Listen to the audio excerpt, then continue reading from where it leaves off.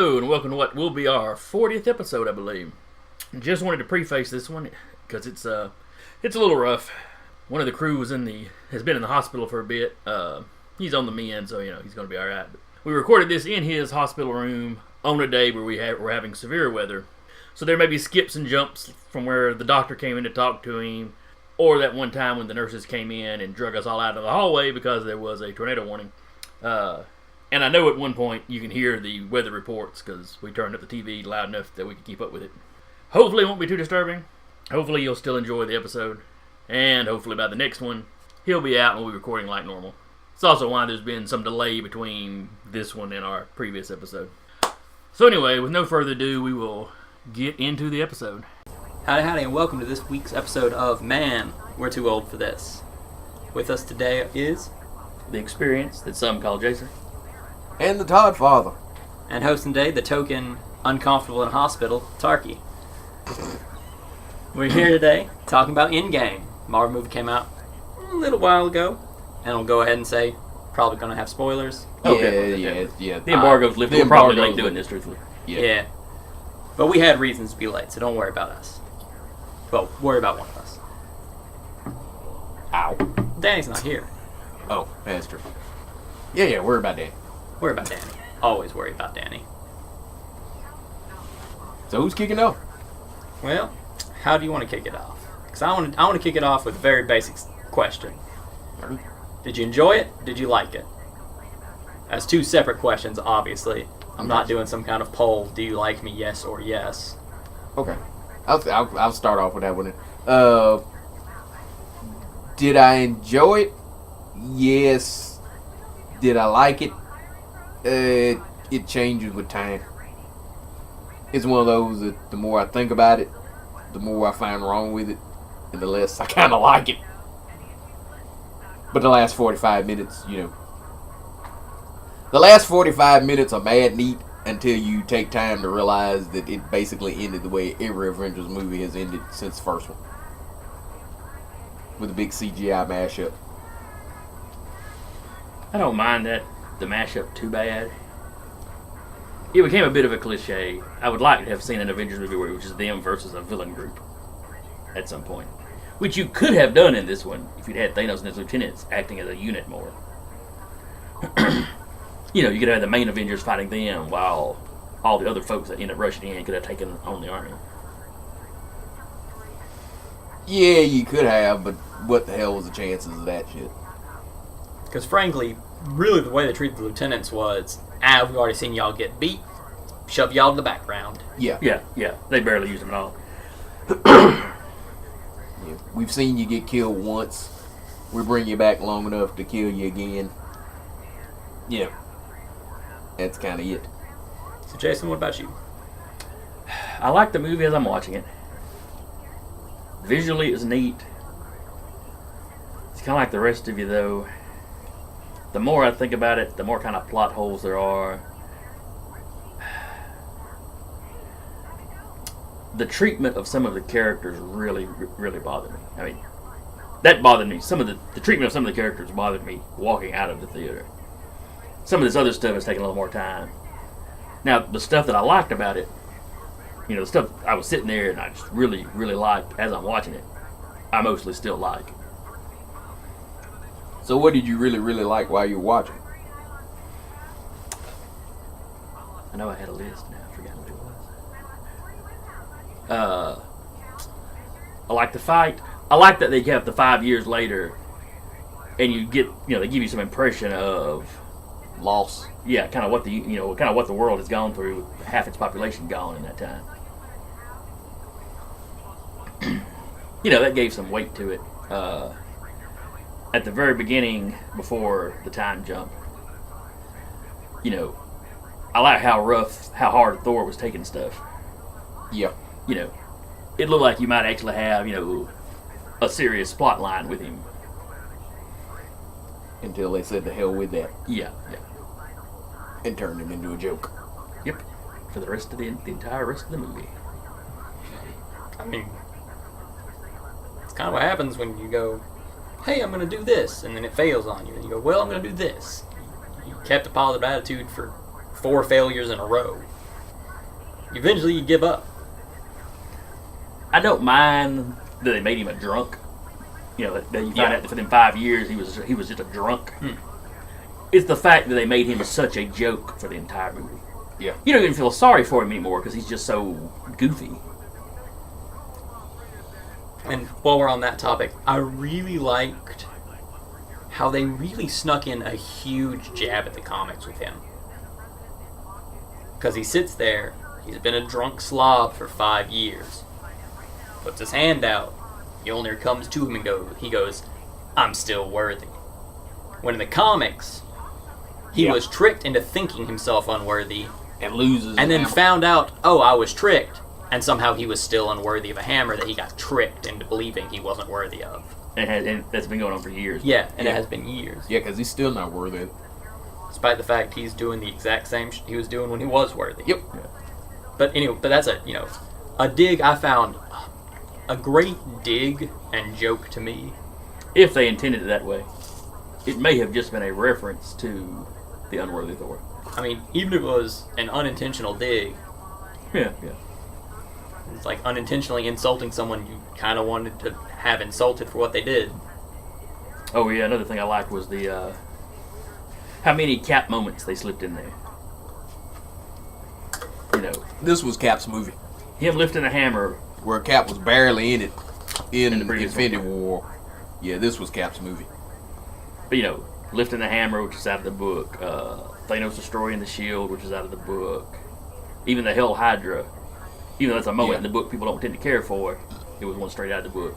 It was, honestly for me, that was a moment of them once again taking a dig at the comics by showing you could have had him say it in a way that makes sense story-wise of him getting a goal and getting a rise out of them, rather than Nazi Cap.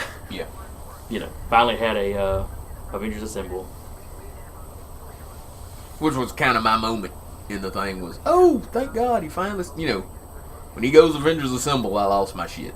And and that's the thing about the movie, while I was in it, there were times that I was like, oh man, this is really cool.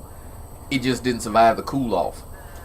Once the spectacle was kind of over and you kind of go, well, I think that, oh God. Well, I think that, oh shit, this is, a lot of this stuff is shit that I've seen before. I mean, It's not Winter Soldier where the story really holds up when it's over. It's not one of those things where, hell, when you get done with it, you sit there and go, oh man, this was cool, this was cool, this was cool, this was cool. for me, I walked out going, in an imaginary checklist, they ticked all the boxes for people won't write at the end of this. Yeah. We will make sure to get everything in there we have to get in for people to go, all right, they wrapped it up. Yeah.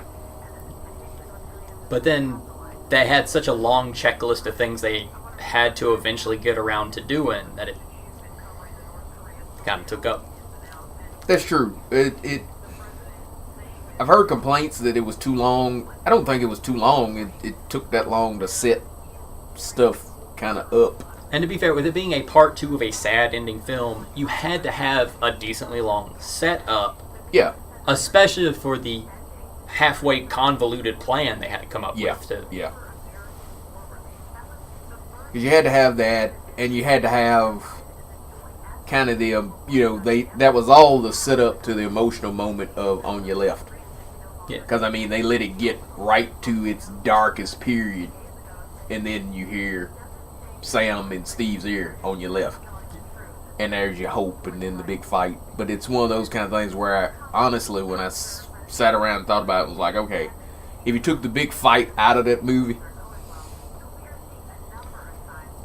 Yeah, it'd been a little, it would have been on the weak side. Oh, I would like to give one award, though. What's that? Would like to give an award to Ant-Man in this film That's true. for being a better Spider-Man than an MCU Spider-Man is. That's true. Yes. That's true. He was nothing but great quips and decent action. Yeah, that's true. Which I went, man, they're doing a lot of CGI for the Ant-Man action. Scott Lang is a 50-year-old actor. That's why they're doing a lot of CG action for Ant-Man. I didn't realize it was quite that old. But that was a thing that Sorry, I thought Paul it was, Rudd. Paul Rudd is a 50-year-old actor. The thing I thought was kind of interesting though is when you find out that out of the movies after Infinity War that was supposed to be so important, Ant-Man and the Wasp was the one that you should have been paying attention to, not Captain Marvel. Captain Marvel had the hype. Oh, you got to see this for this, but no. Ant-Man and the Wasp was the one that if you didn't watch that, your ass was lost. Mm-hmm. Yeah. You know, the MacGuffin was there. That is one criticism I've heard of the movie that, frankly, I disagree with. Is that they were so focused on the people that have watched all the movies, they weren't given enough, background or enough this, that, the other for the people that haven't watched all the movies. Well, it's, you coming in at part 2 of... coming in at part 20-something, yeah. 20-something series. Yeah, so that's kind of... You just spent the entire movie, reviewing everything. Yeah. Yeah, this was the payoff for the people that have watched the movies, and if you don't get that, then tough, Yeah.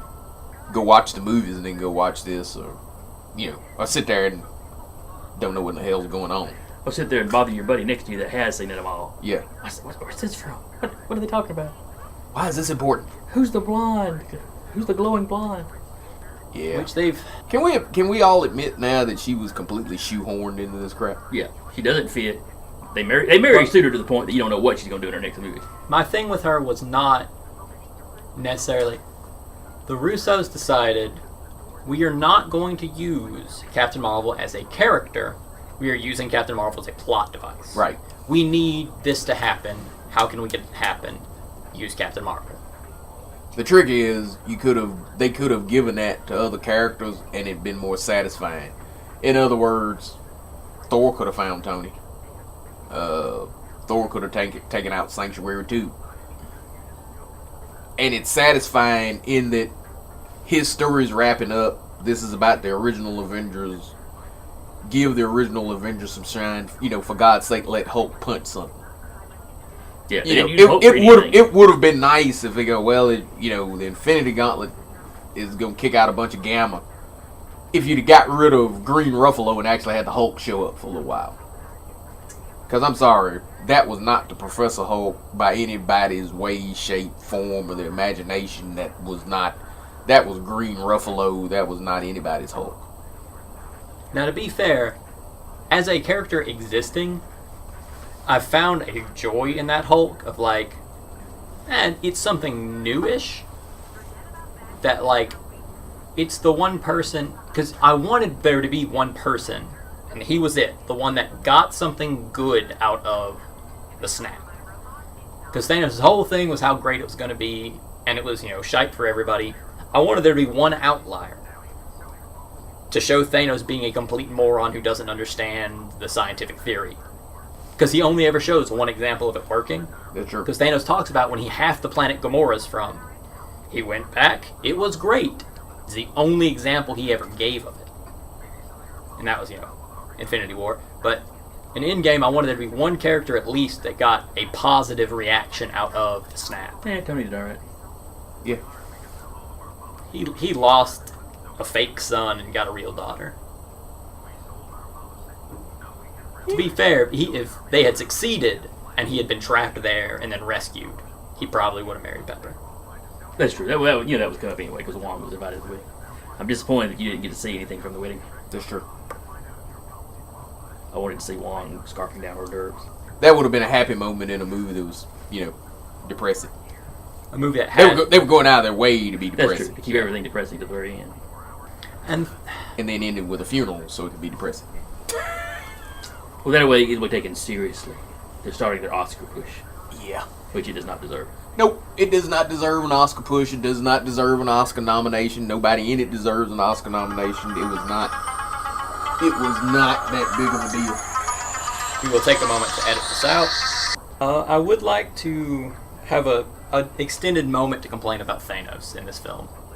Go for it. Thanos sees his future self, I'm inevitable. Cool, thanks, bye. And he comes in and goes, oh, you're ungrateful. Well, I'll make a new one. And then you go back with Infinity War, it's like, wait a minute. He's talking about is grateful universe that. Thanos is just some punk who wants everybody to like him. And he's psychotic. He's a psychotic guy with a psychotic plan to make everybody like him. Which is truthfully what I liked about this one. Is that you finally had Thanos be the Mad Titan. It's almost like in the first one. I don't know if they were trying to. I don't know if they were trying to make him likable or relatable, or because his plan was insane and truly dumb from the beginning. But you had jackasses running. That's where he was right. No, it's dumb. Yeah.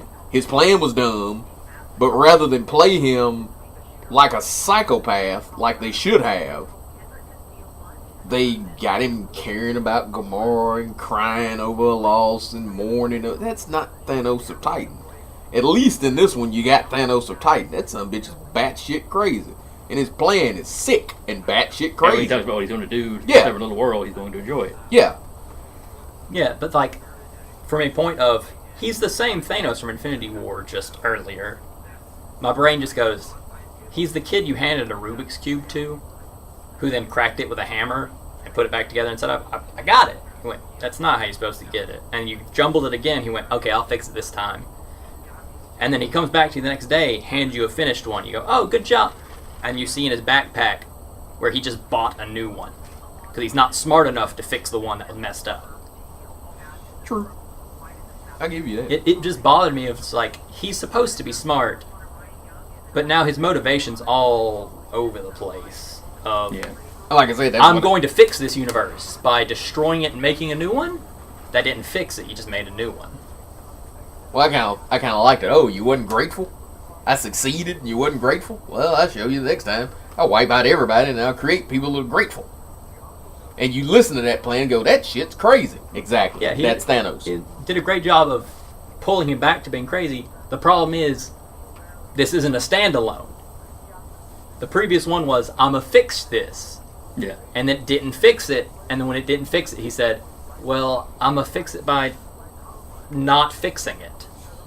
I'm going to fix it by giving up on it. Yeah. Where it's like, okay, then you admitted your plan was stupid from the They start. truthfully just botched Thanos in virtually every appearance in his first one. True. You know, he looked less and less like the character every time he appeared after the first appearance. And then when you finally get to see him actually doing something, it's just completely wrong. The attitude's wrong, the personality's wrong, what he's doing. Motivation is wrong. Yeah. Like I said, he was closer. I thought he was better in Endgame, but they didn't exactly fix him. Yeah, he was a hell of a lot closer, at least in tone in Endgame than they ever thought about him being in Infinity War. That was one of my big gripes of Infinity War was, what the hell did you do? This don't make sense. It's, he's not trying to really hurt anybody. That's not Thanos. Thanos is murderous. And because he's a nihilist, he looks at death weird. It's a gift from him. Which they seeing play him around with when you had Ebony Maw talking in the first one. Yeah, when you see him go 8, and he would have worked as creepy cult leader if they'd have made him more like the Magus. Mm-hmm. Yeah, it still would have worked, which is what you thought he was going for with the whole Ebony Maw speech. Your deaths of your sacrifices, moving the universe toward balance. That kind of sick, creepy cult leader, something that would have been cool. But hell, they didn't run with it. Maul was the only one that talked like that. The rest of them were just kind of just flunkies. It was a big bunch of meh. Now, taking it a few steps back in the story, before the Thanos appeared that decided to ruin what the other Thanos wanted to be done, you gotta pull up the whole plan of them working on where are the stones at any given moment, when can we nab one. I liked that whole planning session. Yeah. Just because eventually I sat down, wait a minute, you tell me 3 stones were in New York at the exact same moment? It's just kind of an interesting thing. I liked the exchange Banner had with the ancient source. one? Yeah, the ancient one. Yeah, I loved that. I did love that. Because he basically went, no. You don't get it. When we're done with them, we are giving them back. Well, I like when he basically goes, I hate to do this, but I just have to take them from you. And then she punches his soul out of his body. Yep. And you'll notice his... Then he has to get to just talking her into it. And also, well, it almost feels like, because when she pops his soul out, it's just regular Banner, no green to it at all. That means he's probably more aggressive a little more aggressive than he normally is, as just the slightly greener Ruffalo than regular Ruffalo. They didn't really show anything else to put into it. But it shows that the Hulk is not part of his soul or psyche or whatever it is she pops out. Yeah, he's just him. But I'm almost to the point where the less said about the Hulk was better, because they took a character when you walked out of the first Avengers, it was like, man, I finally got to see the Hulk the way I wanted to see the Hulk. Buck wild and destroying everything. Yeah, and they like progressively made him worse and worse and weaker and worse and lamer and worse. Well, they made him a coward in. They made him a coward in Infinity War, and did nothing to fix that in Endgame. Nope. Nothing I at mean, all. they didn't just not fix it. They didn't do anything with him. He could have been walking around as just He didn't Ruffalo punch the anything. entire time. Yeah, he didn't punch a thing at all. Yeah. He threw a bench, though. They might as well have had Barely. Bruce cured in this movie, and just the brain. Yeah. He was pointless. He was pointless in Endgame. He was bully in Infinity War. I liked him in Ragnarok just because he finally talked. Mhm. But it's still like they ain't quite getting him right. Yeah. Considering Savage Hulk can talk, they just wouldn't. They let him have one line in Avengers. He never spoke in Age of Ultron, which didn't make sense. Hulk is capable of speech. Yeah. He doesn't have to be out for 2 years to be capable of speech. He is capable of speech. He talked in his first movie. He talked in Avengers, and then all of a sudden it was like, well, he had to be out for 2 years to learn how to talk like a baby. No, that's Hulk can talk. First movie, not only did he say Hulk smash and Betty, but hell, when he's in the soda processing plant, you hear him out of the dark go, leave me alone. Mhm. That's neat. Another thing I don't like about it, speaking of the MCU entire with Hulk, I hate they got rid of the glowing eyes. Yeah. One of the things that I really liked about the Hulk and the Incredible Hulk was the fact that his eyes glowed. Well, it's almost as if they were allowed to keep some of the he is a monster of a horror genre in that movie, but Yeah. from then on they weren't allowed to keep that idea. Yeah. But the glowing green eyes for me, I can remember sitting in that first one, going, man, that is just neat as shit. Especially when there's scenes where where he's like in shadow, and he pulled back and you can still see his eyes glow. I mean, I just thought that was cool as hell. Now, is there any specific scene from Endgame you want to talk about, like, of you just going, I would not change anything about this scene? The fight at the end, the feeling of hopelessness of Cap facing Thanos' entire army, and that garbled, because you knew everybody was back, but you had no evidence of it as of yet, and that garble on your left, and the feeling you had, oh man, you literally had a feeling of hope, and then when the portals start opening, hell, I know me and Travis both was sitting there shouting, Wakanda forever, when you see There was some Wakanda other in the dude background. down there, too. Yeah. And if you notice, Wakanda in the background looks different.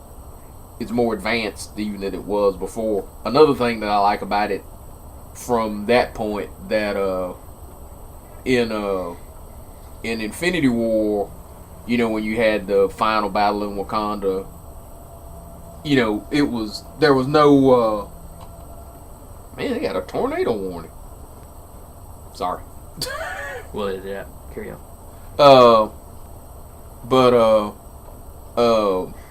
They actually used the ships, if you notice, in this one. You had their Air Force going, which I thought was pretty cool. The one thing that I might change in that scene is I wanted one of the Cap speeches. One of them speeches Cap gives the all-powerful something before it smacks him out of existence.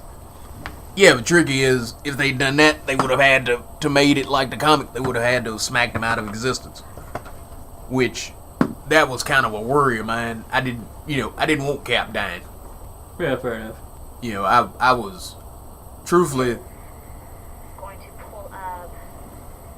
in the scene where, where he was going, where he goes ape crap and like tears up the shield. that was one of the things I was worried about. Was like, man, they gonna kill Cap, because that was the rumor that I'd heard was Cap uses Mjolnir, gets him some licks in, and then Thanos kills him. So I did not want that to happen. Jace, is there a scene you wouldn't want to change anything about? That I wouldn't want to change anything about. The section of the fight where Cap is using Mjolnir. I really like that one. The scene at the very beginning with Hawkeye's family, I thought that was pretty well done. It kind of gut punches you real quick. Even though as soon as it opens up, kind of what's going to happen. But it's good for setting the mood. Yeah, it gives you the mood for the rest of the picture. For me, it was probably Hawkeye and Black Widow getting the Soul Stone. I almost mentioned that as one too. Because it was basically just them going, The only thing about that scene that gets me, though, is... But yeah, it was kind of a funny idea of Hawkeye, talking to his family about getting the Soul Stone. He had to kill the one you love the most. And his wife going, you had to kill the what? You what? The what? Yeah. The thing that I was interested in was how they put all that stuff back. Because some of that stuff, not only, did they take it out of time, it was in a different form. So Steve takes the Space Stone back to... Oh, well, what I was saying is... some of that stuff, it's changed forms. In other words, yeah, he's got the Space Stone, but what he needs is the Tesseract. Does that mean he goes to Asgard and basically re-injects? How does he get the Reality Stone to go from being a stone back to being, that amorphous, floaty, blobby stuff, that was before? The Ether. They were calling it the Ether in that Thor movie. And the best thing is, I wanted to see him take the Soul Stone back. Yeah, you got memes online about that. How everybody wanted to see him run into the Red Skull. Yeah. Steve, son of a bitch, how are you still alive? But I was sitting in the theater going, yeah, if Cap's taking everything back, I kind of want to see him take the Soul Stone. I would have given up on the dance to have seen him take the Soul Stone back. That's how you're getting the Black Widow movie. What? He goes, it turns out they're not so much a sacrifice as they are a deposit. Well, see, that is back. Oh, that's neat. That is an interesting question. Come with me back to the 40s. If you bring it back, does the soul you gave up for it come back, or does it just reset? Well, it feels like it would just be a reset, because if not, it's kind of just like, I'm just renting it. But nobody knows that going in. Well, yeah. And the thing is, but hell, normally if you went through all that to get it, why would you ever give it back? It's just kind of a deal of they have to make it permanent, just because if it wasn't, then things get kind of silly. Yeah. And it makes the movie less depressing. So picking back up. Yeah. Right. So with some scenes like that having happened, scenes you really concretely enjoyed. Obviously, we're going to flip-flop that, because that's the easiest way to tell a story. Scenes you'd like to change almost completely. We'll start with Todd again. Start with Jason. Start with Jason. Starting with, because I'm not the host, except I am the host. Yeah. I get told when I'm the host, I gotta do other things than host. I'm thinking of to stuff. Jason. I'm having a painful every scene with Captain Marvel? That's an exaggeration. I didn't mind her wrestling Thanos at the very beginning, because they had shown how maimed he was. Yeah. Not a problem there.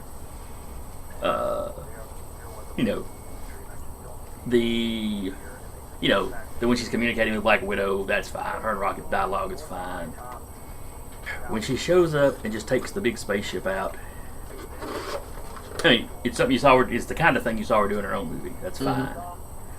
But there was actually no real... It had stopped shooting by that point, so there was no real need to take it out. It hadn't stopped. It had turned its gun to fire at her. Maybe that's what it had begun firing at her because she was a fast-moving target. But that was just kind of Like I said, that's nothing you hadn't seen her do before, though. When she gets down there and she starts wrestling Thanos, and he's got the entire gauntlet, and she's outraged. First, they put her in the exact position Captain America was in, just to show you how superior she was.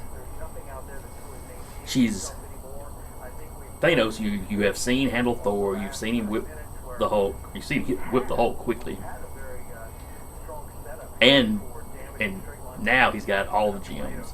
He's got the full gauntlet, and she's out wrestling him when she's empowered by a knockoff of one gem. Yeah. Yeah, there was he no takes the headbutt because he headbutts and she just looks at him. Yeah, well, they had to do an entire scene of him from the glove actively using the stones, has to take the power stone out of it, put it in his hand, to notify you, I'm now using the stone I should be always using. Yeah. Yeah. It made no story sense. It didn't make sense within the setting. It was one of them crammed in. When we complain about a girl power kind of story, that's an exact example. Yeah. There's a made no story it's a Mary sense. Sue moment. You know, having her come in and do well, do relatively well against him, fine. You know, because Cap had gotten some licks in. You know, that's one thing. But You know what my big question in that whole scene was? How'd she know? Who called her? Probably Doctor Strange. Strange wouldn't know she existed. He was dead when she showed up. Fair point. maybe she was just already on her way back. I mean, he literally. Of that scene, that's the part that bothers me the least. Now, the part I would not have changed in the scene, other than maybe him grabbing the stone, was him punching her out of the movie. Yeah. That was a great. Yeah. That got a better reaction than anything else she did. That's true. If you listen to the crowd, that got a better reaction than anything she actually did in the movie. A scene that bothered me slightly, though it was not a bad scene, was the all ladies scene. You know, every character was getting their moment of God, you badassery. misogynist piece of crap. Every character was getting their moment of badassery. None of the characters in that scene were getting more than anybody else. It's just that you clumped them all together. Like you really, really want to go, here, look, give us our cookie for this. As opposed to just working that in with everybody else. And then the line, I'm with her. Because, that was the thing, if she's not alone, we're with her. Yeah. Oh, God. That was Ham-fisted. And ham-fisted, yeah. even ham-fist moments can be sort of okay. Well, it was the more scene itself was not bad. Yeah, it was more the thing of, and I had made a joke about this, with WWE wrestling, because we do a podcast on that, so we're sort of informed. Vince McMahon, for a while back in the day, had a habit of going, look at all these women we have on the roster. I'm putting them in one big match that's 3 minutes long, where they all do a move, and then I shuffle them back out real quick. But I showed you we have women wrestling. That's when you want the diversity cookie. Yep. But you Or didn't, whatever. But you didn't actually Yeah. want to give them the proper time and development you're giving Right. other people. Yeah. So, Because they don't like it when they do it that way. because they're not special. Like I said. It's one of those Witch- equality, but equality's got to be us getting more. Yeah. When Scarlet Witch shows up and tells Thanos, yeah, I'm taking you out because you took everything from me. And the crowd goes, yay! Yeah, they got a legit organic crowd reaction. Because it was a resolution within the story that made sense. It was from a developed character. It was He did not have the gauntlet at the time, no. Mm-mm. so her being able to manhandle him with her powers, story-wise, it worked. I guess that's the thing. Every time Captain Marvel pops up, it's like they pause the story to do their little message, Yeah. and then start the story back up instead of working it in And organically. their message is, you will like this character. And the thing and is, the nobody fans likes go, her. nah, not really. Yeah. The people don't like her. They don't like her. And it's not man babies. It's people that just don't like her. She didn't fit in the story. She didn't belong in that story. Every time she popped up, she felt like an interloper. There was no point to her. You could take her out of the movie, and the movie truthfully is better. She brought nothing. When she was there, it was dull. Anything she did, you could have had a not fat slob joke Thor do. Yeah. And that's the thing. Think about the scene when he first shows up with Stormbringer in the previous movie. Yep. He could have had a scene like that taking that ship out. Yep. Easily. But no, let's make him the Big Lebowski. Let's make him the joke so you can push, what they've determined is going to be the next big thing, despite the fact that nobody that's an actual fan of any of this crap wants her. If anything, it's not organic. It's not. The next big thing is Panther. Panther had an organic following. This Captain Marvel don't have an organic following. She can't keep a book. I'm going to have to throw a reel that back in a little bit of it. Let's remain focused on Endgame for a bit, because we're getting a little bit of Okay, well, that was my scenes. What you got, Ty? Things that I want to change. Hell, I'm almost like any scene of Thor after the 5-year period was garbage. Yeah. I don't care for PTSD Thor, unworthy Thor, drunk fat Thor, whatever the hell they were trying to do. One, because if you go in, well, these characters' last hurrah, then let them go out in glory. Mm-hmm. Give me the Cap that looks the most like Cap that he's ever looked. Put him in there. Give me the Iron Man, because even Iron Man's suit is a throwback to the original. Give me Thor in that same thing. Give me a classic looking Thor. Truthfully, I didn't mind him having Mjolnir, because hell, that's classic Thor. Yeah, yeah. Him running around with Stormbreaker, hell, is pointless. You know, it's give me the big three. Truthfully, add Hulk to that. In their glory, if this is their last movie. Mm-hmm. You know, if people want World Breaker, then by God, give them a shot or two of World Breaker Hulk going up against Thanos. Really, just to get the character some redemption. Yeah. Thor needed redemption, because the thing is, you made him a failure. Then you broke his confidence, made him a fat slob, and then he ends basically as still kind of a failure and a joke. You know, Captain Marvel comes and takes out Sanctuary 2. Yeah, Thor could easily do that. Thor could have done it. Hulk could have done it.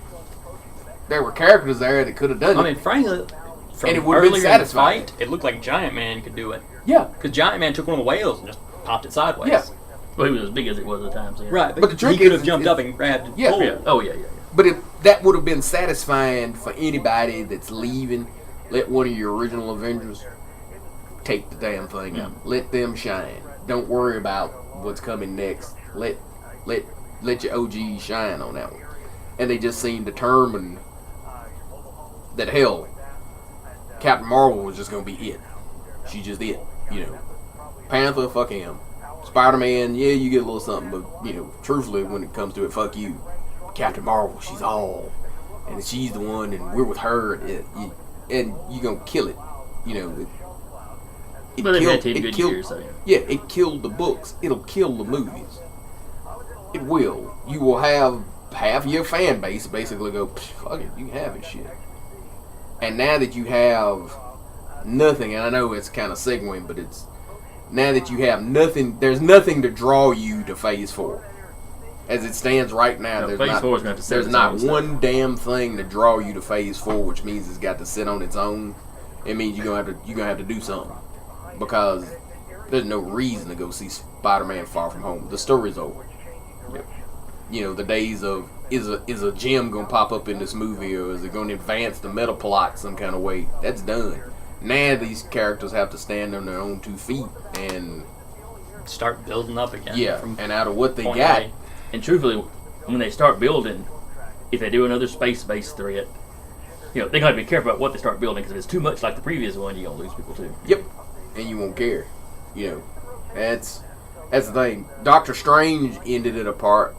Truthfully, out of all of them, and it's gonna seem weird to me because since I'm a big Panther fan, I think Strange is sitting in the best spot to carry on successfully, because his movie ended basically with Mordo basically going up getting rid of sorcerers, which at least opens up something to be interested in. Panther, they used all his main villains in the first movie, so there's really nothing there to go, man, I really want to go see this again, other than I just like Black Panther. Man, really, for some reason, for me, my brain always goes, Black Panther can still face Mephisto. For some reason, it's always in my head. Only if they have the devil's pants. I would enjoy seeing Ross in the Devil's Pants. See, the thing is, Ant-Man probably will still get a 3 because 2 was real good. Yeah. But after that, it kind of comes down to me of just I'll watch what I watched finish. I'll watch Ant-Man 3. If Guardians 3 comes out, I'll watch Guardians 3. I'll watch the rest of Black Panthers. If you came in with a Moon Knight, a Blade, or a new X-Men, I'd probably give the first one of those a shot. But like I said, it's really going to be that movie's own merit. At this point. Yeah, but that's it. Is where a lot of things that people were excited about. Oh, we didn't expect Guardians to do what it did, but it did what it did. Well, some of that was the meta plot. You knew Thanos was going to show up in it. You knew a new stone was going to show up in it. So it drew you in. Ant-Man was another one where you kind of went, well, I ain't really crazy about this character, but it might be part of the bigger story, so I guess I'll watch it. Now it's like Captain Marvel 2, as it stands right now, has got to stand on the strength of that character. And considering it was almost utter revulsion every damn time she popped up on screen, yeah. And it's not leading into anything, so yeah. Yeah. But as far as Endgame goes, it fit its title. Yeah, It has wrapped things up. And that's both a good and a bad thing in the aspect of us as viewers, because it's good, we got a resolution. You can see there were plenty of hiccups, but they got from point A to point Z. Yeah. They spanned the spot they wanted to span. And wrapped up the story. Yeah. You know, it's got a beginning, a middle, and a conclusion. So now, they're picking up, it's going to be it's got to be a new story with new characters. So there's always going to be, it's a moment of trepidation of, are they going to accept the fact that they're not going to make in-game money with these next, 5 to 6 to 7 films? Yeah, you're probably not going to get $1 billion out of Far From Home. You're probably not going to get $1 billion out of Eternals. The thing is, are they willing to accept that, drop down, and go, all right, let's start from stage one all over again? And I'm thinking that's the reason why they're saying that after Far From Home, there's going to be a break, is because they're trying to figure out what the hell to do. They got to get a new canon plan, ready, new master plan, yeah. But with that, it's the wrap up. Yeah. You can say you enjoyed it, you can say you didn't enjoy it. Yeah, it's done and over now. They've done their decade. Yeah, I've enjoyed it for what it is. I am cautiously optimistic about any damn thing that comes after it, just because I see it. I see the movies trying to take. I don't know. You seem cautiously pessimistic, truthfully. That's probably more honest, just because, like I said, I see where they're trying to take the movies, and it's something that if you just look at the comics as research and development, it's a pathway that's already failed. Mm-hmm. I'm not interested in Foster Thor. I'm not really interested in Falcon Cap. I'm not interested in Riri ever popping up. I'm not interested in Captain Marvel in the slightest. The only damn thing I want from Captain Marvel is for her to be touched by Rogue and put into a coma where I can have Rogue flying around. Rogue, I'm interested in. I cross my fingers that'll be the end of Captain Marvel 3. Shit, I cross my fingers as the end of Captain Marvel 2. How'd it end? She was up on a bridge and some chick come out of the shadows and touched her, sucked her off the bridge and went off. It's just not. I'm just not. I don't like the character. Yeah. Alright. But with that, we've just got to wait to see what new things come up, whether they can draw our interest or not. But with that being said, we do need to finish up. This has been almost strangely correct a title. Man, we're too old for this. Nerd Eternal Network. Like and subscribe. We're everywhere. Facebook, YouTube, Twitch, Twitter. We are the Twitters. Sorry, I just saw your middle name on a piece of paper. Oh. But we're somewhere everywhere. Check us out. Like and subscribe. Hit the notification bell. We can use all that we can get. We're desperate for your appreciation. Alright, see you.